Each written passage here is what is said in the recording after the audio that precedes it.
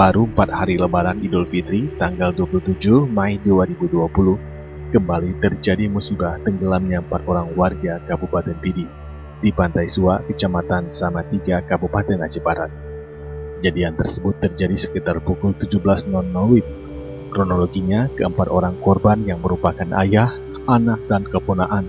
Mereka sedang mandi-mandi di Pantai Suak, tiba-tiba ombak besar datang dan mengakibatkan keempat orang tersebut dihantam ombak dan terseret arus hingga tenggelam.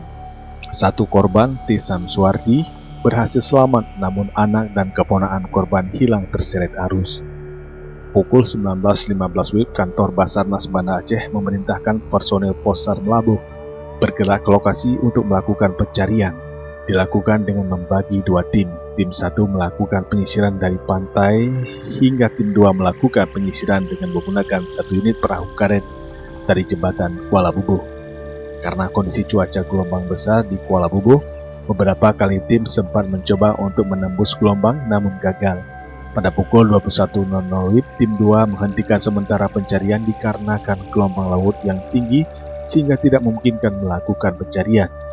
Pukul 21.30 WIB, tim menghentikan sementara pencarian dan akan dilanjutkan esok hari 28 bulan Mei 2020. Berikut ini data korban yang tenggelam dan belum ditemukan.